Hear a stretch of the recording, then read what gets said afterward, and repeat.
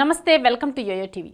ఆంధ్రప్రదేశ్లో నేడు కొత్త ప్రభుత్వం కొలువుదీరుతోంది. సాధారణంగా ప్రభుత్వాలు మారేటప్పుడు ఉత్సాహం ఉంటుంది.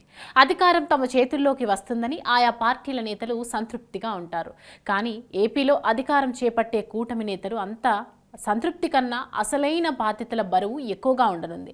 దీనికి కారణం 5 ఏళ్ల పాటు జరిగిన విధ్వంసం, ఆదాయ వనరుల అడ్డగోలు దోపిడీ. వీటిని సరిచేసుకుంటూ రాష్ట్రాన్ని గాడిలో పెట్టుకుంటూ ముందుకు సాగాల్సిన బాధ్యతలున్నాయి. కూర్చున్న కొమ్మనే నరుక్కున్న చందంగా గత ప్రభుత్వం కలెక్టర్ల సమావేశం పెట్టిన ప్రజావేదికను కూల్చేసి పాలన మొదలుపెట్టింది.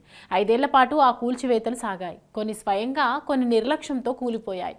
ఇప్పుడు వాటన్నింటినీ నిలబెట్టి నిర్మాణాత్మక పరిపాలన చేయాల్సిన అవసరం ఏర్పడింది. ప్రజలు విధ్వంస పాలన, అరాచక పాలన భరించలేక వైసీపీని తుడిచిపెట్టేసి కూటమికి అధికారం ఇచ్చారు. వారి ఆశల్ని నెరవేర్చాల్సిన బాధ్యత కొత్త ప్రభుత్వంపై ఉంది. ఏపీ అంటే అమరావతి, పోలవరం అనే నినాదం గతంలో చంద్రబాబు సీఎంగా ఉన్నప్పుడు ఇచ్చారు. ఇప్పుడు ఆ నినాదాన్ని నిజం చేయాల్సి ఉంది. తొలి 5 ఏళ్లలో వీలైనంత ముందుకు తీసుకెళ్లారు, కానీ పూర్తి చేయలేకపోయారు. ఇప్పుడు పూర్తి చేయడానికి ఎలాంటి ఆటంకాలు లేవు. కేంద్రం నుంచి నిధులు తెచ్చుకునే పరిస్థితుల్లో ఉన్నారు.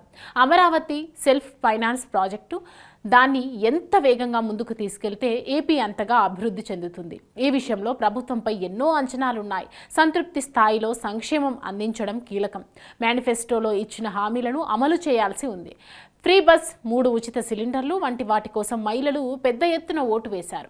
6 నెలల్లో హామీల అమలు, ప్రయోజనాలు పేదలకు చేరిస్తే సమర్థవంతంగా పరిపాలన ప్రారంభించినట్లే. అయితే గత ప్రభుత్వం చేసిన నిర్వాకాలు, అప్పుల వల్ల పాలన అంత సాఫీగా సాగే అవకాశం లేదు. కానీ చంద్రబాబుపై ఉన్న నమ్మకంతో ప్రజలు రాష్ట్రం గాడిన పడుతుందన్న నమ్మకంతో ఉన్నారు.